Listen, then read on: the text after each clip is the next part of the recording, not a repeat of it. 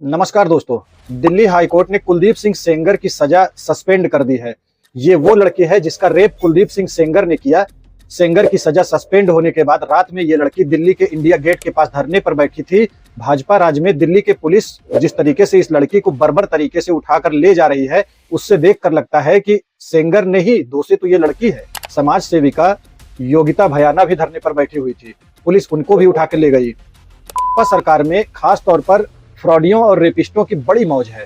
गुजरात में बिल्किस बानो के रेपिस्ट ये कहकर छोड़ दिए गए कि उनका आचरण अच्छा है। रेपिस्ट राम रहीम कब जेल में रहता है, कब घर में होता है, पता नहीं चलता।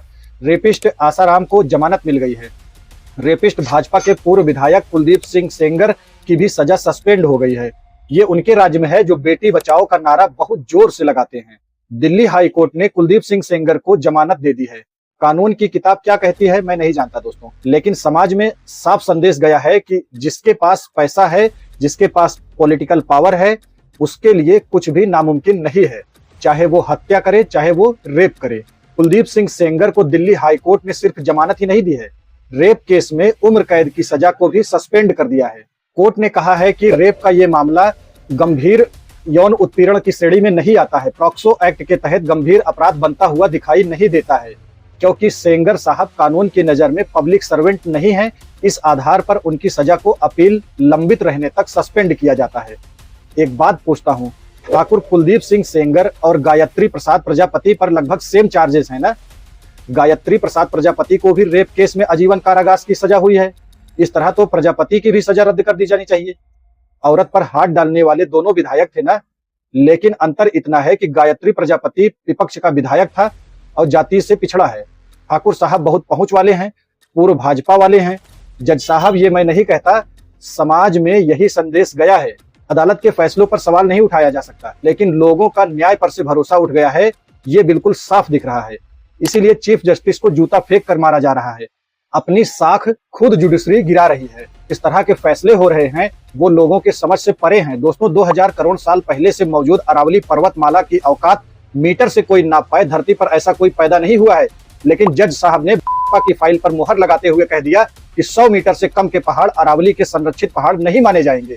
भाजपा के पूर्व विधायक कुलदीप सिंह सेंगर की ओर से पेश हुए वकील एसपीएम त्रिपाठी ने कहा कि जिस रेप केस में उन्हें उम्र कैद की सजा दी गई थी, उस मामले में दिल्ली हाई कोर्ट के डिवीजन बेंच ने जमानत दे दी है और सजा को सस्पेंड कर दिया है। त्रिपाठी का कहना था कि अदालत में उनकी प्रमुख दलील ये थी कि सेंगर को एक लोक सेवक मानते हुए सजा दी गई थी। लोक सेवक मतलब पब्लिक सर्वेंट, जबकि वो लोक सेवक नहीं थे। इसी आधार पर उन्हें उम्र कैद की सजा दी गई थी, जो कानूनन गलत है। अदालत ने कहा था कि लोकतांत्रिक व्यवस्था में एक जनप्रतिनिधि को जनता का विश्वास प्राप्त होता है और उस विश्वास का उल्लंघन करना गंभीर अपराध है। इसी आधार पर ट्रायल कोर्ट ने पॉक्सो एक्ट के धारा 5 और 6 के तहत दोषी ठहराया और उम्र कैद की सजा सुनाई थी।